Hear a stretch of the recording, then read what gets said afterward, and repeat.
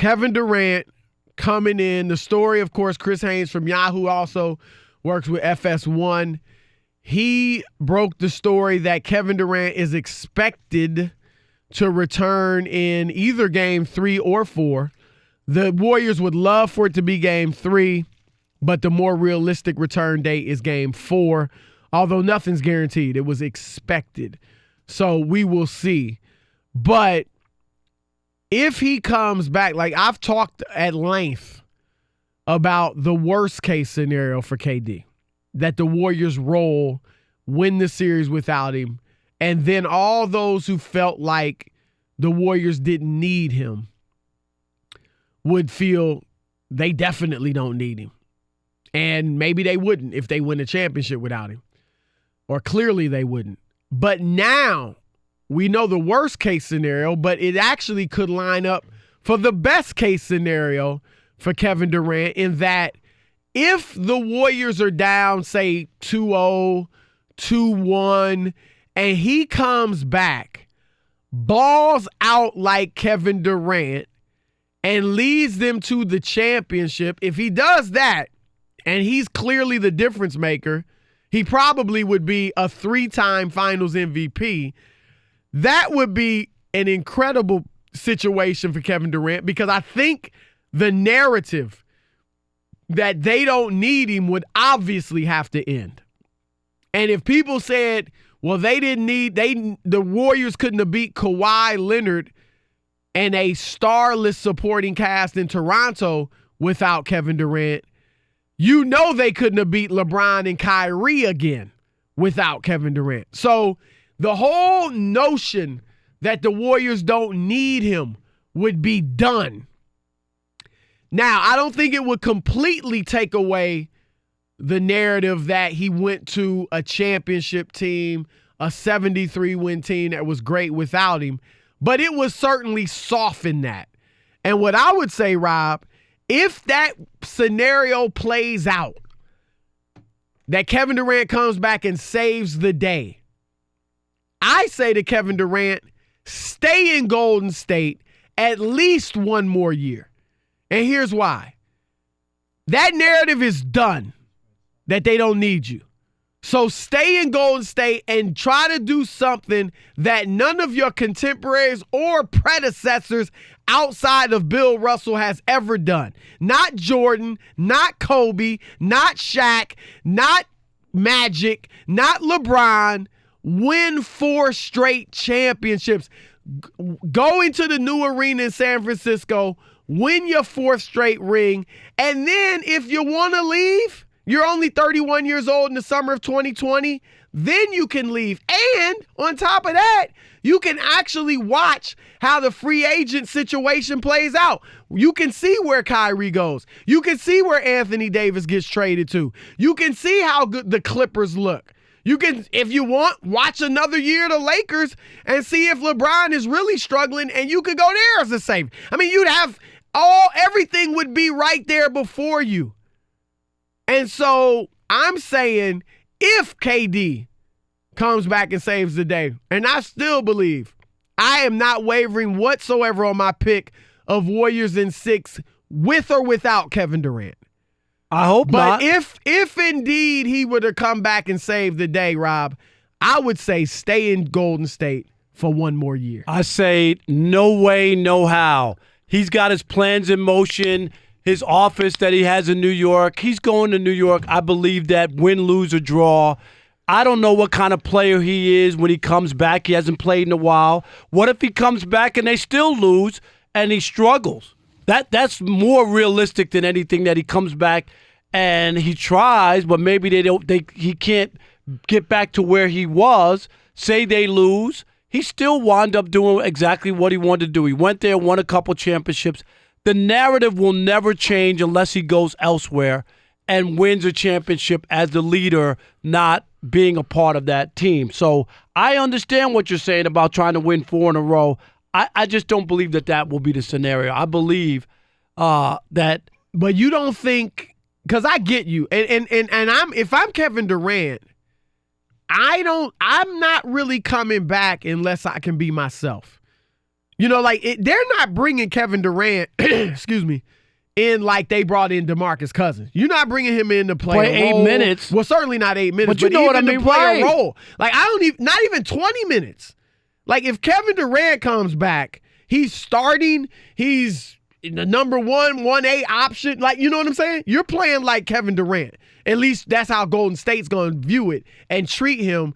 So if he can't be that, especially with that type of injury, Rob, with him potentially entering free agency, I say potentially because he doesn't have to opt out, then I wouldn't come back and risk it. If you're, if I can't be close to myself. And that's what I'm saying. That's why even the reports expected to be back. It wasn't firm like right, 3 or right. It really was like expected. That there's a big difference between Kevin Durant is playing Game 4. No question. So and so has learned. No that wouldn't have been a report 15 years ago. Am I right? It's a report now because every little that bit wouldn't of have been right. Is a report now. But that wouldn't be enough to say. And that's your boss would be like, that's nothing. Expected? What does that mean? That doesn't mean he's playing. It's nothing against Chris. And there's nothing. That's the nature of the business. But let's put it this way: that wouldn't have made print in our day when we were on the beat. It wouldn't have made print. Question. Not expected. It would. I remember once I was talking to some editors at the New York Times. I wanted to go with something. I said, "Yeah, I heard," and they're like, "You heard?" Right. Like, do you have it or don't you? Right. Like, you know there's no. Right. You have somebody on the record, a team executive saying he's playing on Tuesday. Right. Oh, okay. Right. Well, now let me ask you this, because you are a big J journalist, and I say that seriously. Do you find it odd that the story broke after they lost? Because if you read the story, there was nothing in it that was timed like something happened during the game, right before the game. You know what I mean? To make it break at that point. I find I kind of feel like if they win, if Golden State wins the next 2 and they're up 2-1 and looking good, I'm not sure we see KD. See, and this is the other part I think they could play it that way. This is why I find it hard to believe, only from this standpoint.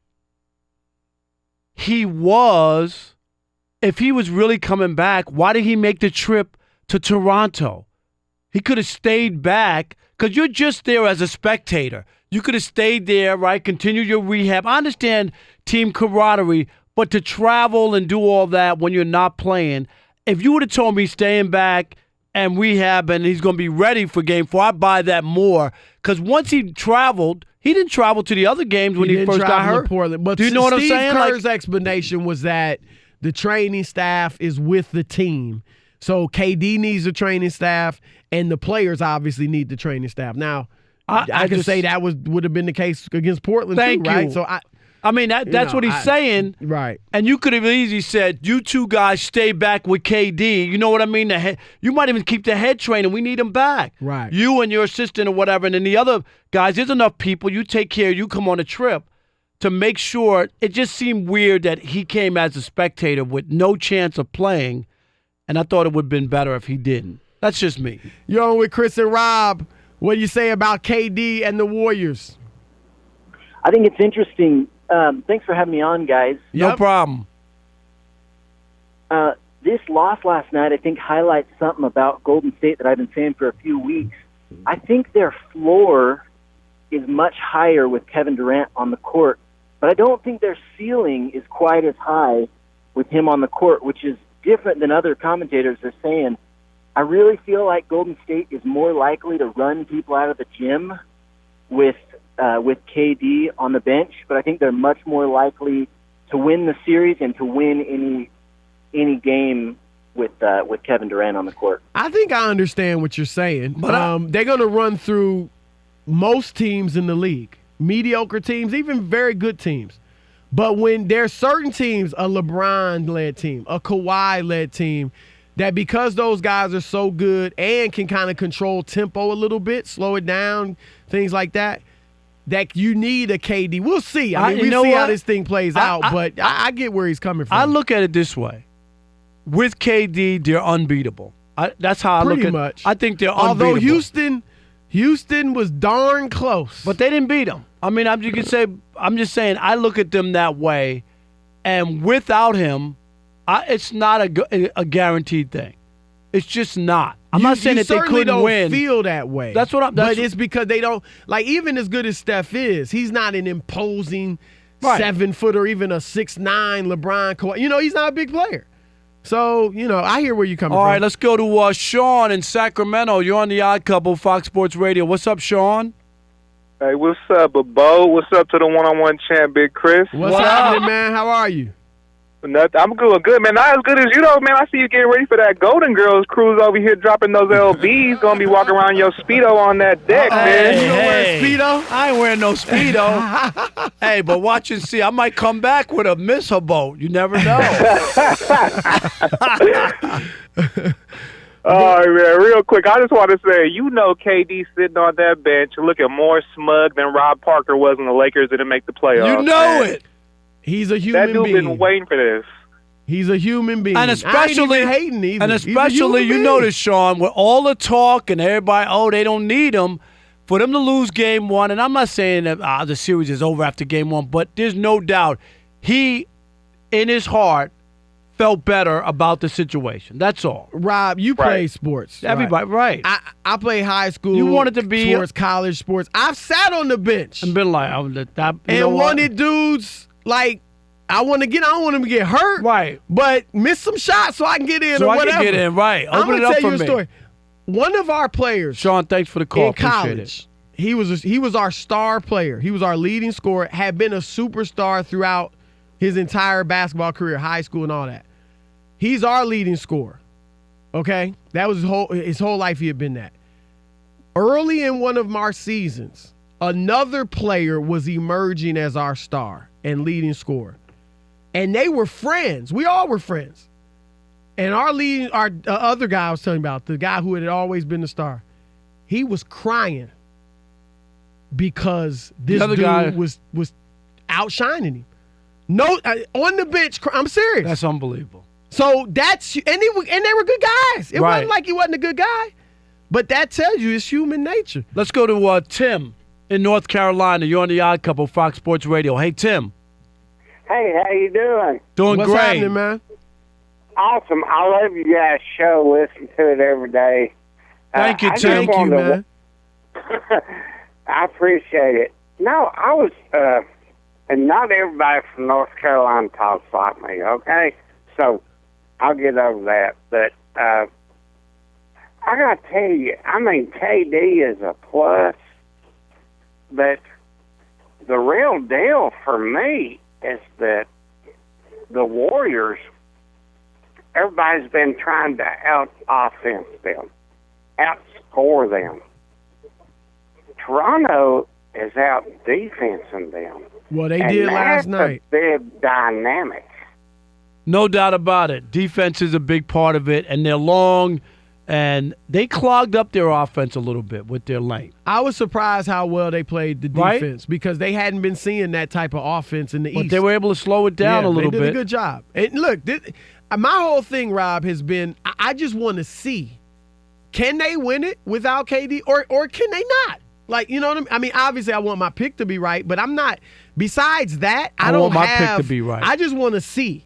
You know what I mean? I really want to see. This is a burning question. Do they need him or not to win the championship? Vegas has them as underdogs again in Game 2, which is interesting. Let's go to Marty in Kentucky. Marty, what are you seeing with KD and the Warriors? Well, fellas, I got to say, I think any loss for the Warriors with KD out is good for KD. I would love to say that he's the guy, the kind of teammate that wants his team to win no matter what, but we know that's not true. He cares about perspective. It's human nature, right. Marty. You know that. Yeah. I think there is on a certain level, I do think he wants his teammates to win. You know what I mean? They're his friends, they're his teammates. I do think that on a certain level. But the human nature, man, is you want to shine. You want to be. Michael Jordan once said, I want us to win, but I want to be the reason we win. That's exactly what we're talking about. Exactly. KD wants to be the reason or a big part of it that they win. No doubt about it. I just think that's human nature, not weird, not wrong. It's just honest. If anybody that says it ain't, they just lying. They're lying too. Joe in Winston-Salem, you're on the Odd Couple, Fox Sports Radio. What's up, Joe? Hey, yeah, I was thinking that saying that the Golden State is better without KD. It's like saying the 80s Lakers would be better without James Worthy. No, they're not better. They have more dimensions. I mean, if they could do the free flowing offense, but then if the team figures out how to stop that for a little while, they got KD to go back on. It's ridiculous. Would the Lakers have been better without James Worthy? No way. Right, and They're I better. don't even 100%, think, Joe. I don't even think that the question is, are they better? I think it's, can they win it without him? Even if they're not quite as good, can they still win it?